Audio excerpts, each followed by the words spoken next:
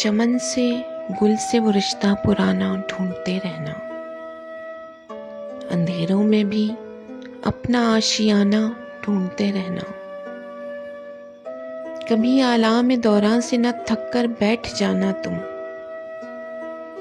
محبت کا اخوت کا زمانہ ڈھونڈتے رہنا۔ السلام علیکم، میں ہوں ریحانہ آج کے پروگرام قلمکار کے ساتھ۔ امید کرتی ہوں آپ سب خیریت سے ہوں گے۔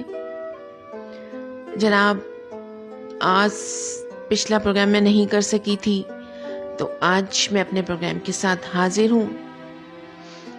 آج کا جو میرا پروگرام ہے، جو میں نے تحریر پڑھنی ہے، وہ ہے جناب قرۃ العین رضوان کی اماں جی کا صندوق۔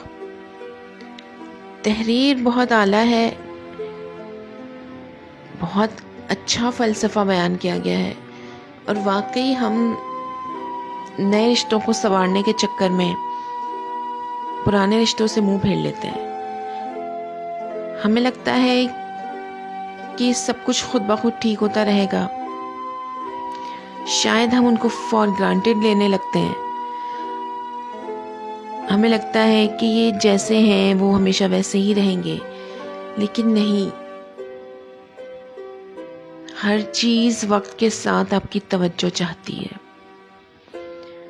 نئے رشتے ضرور بنائیں، ان کو بھی توجہ دیں، لیکن ان کے چکر میں پرانے رشتوں کو نہیں بھولنا چاہیے۔ وہ زیادہ توجہ مانگتے ہیں کیونکہ ان سے آپ کا ساتھ پرانا ہوتا ہے۔ بس اسی چیز کو جو ہے وہ اس تحریر میں بیان کیا گیا ہے۔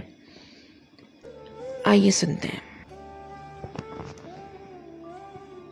ماں جی کا صندوق۔ بچپن سے اپنے گھر میں موجود ایک صندوق کو بہت اہمیت کا حامل دیکھا۔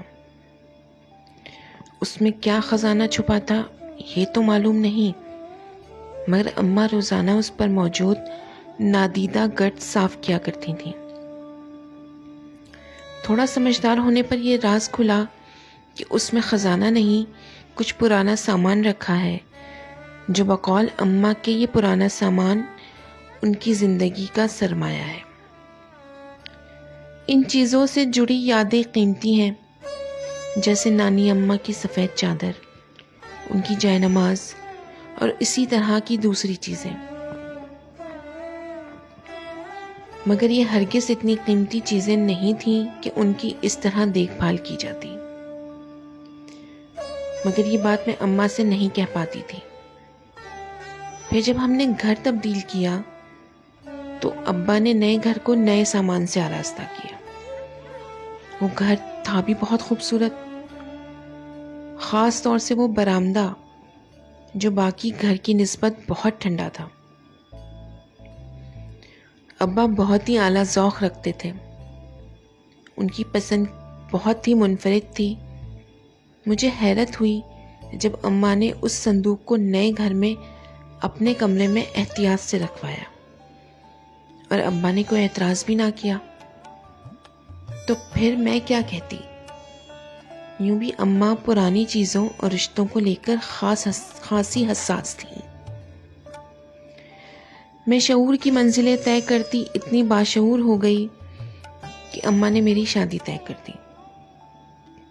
عجیب بات یہ تھی کہ اماں نے مجھے بھی جہیز میں دینے کے لیے ایک ایسا ہی صندوق لے رکھا تھا۔ ایک بار ابا نے اماں سے کہا بھی کہ صندوق اتنا بوسیدہ ہو گیا ہے تو جو صندوق تانیہ کے لیے رکھا ہے وہ تم رکھ لو، تانیہ کو صندوق ہی نہ دو، اب تو الماری میں ہی سامان رکھا جاتا ہے۔ مگر اماں کی اپنی ہی منطق تھی۔ اماں کہتی تھیں یہ صندوق جتنا پرانا ہوتا جا رہا ہے اسے اتنی ہی میری توجہ اور دیکھ بھال کی ضرورت ہے۔ نئے سامان کی تو ویسے ہی چمک نرالی ہوتی ہے۔ تب مجھے یہ بات سمجھ نہیں آتی تھی۔ وقت کا پہیہ سرکتا گیا اور اماں ابا اس دنیا سے رخصت ہوئے۔ آج جب میں اپنی بیٹی کے جہیز کی لسٹ تیار کر رہی تھی تو نہ جانے کیوں مجھے اماں کا وہ صندوق یاد آیا۔ اماں اس صندوق کی اتنی دیکھ بھال کیا کرتی تھیں کہ اسے پرانا نہیں ہونے دیا تھا، اور ساری زندگی اماں نے رشتوں کو بھی یوں ہی سنبھالے رکھا، ان کی چمک مان نہیں پڑنے دی۔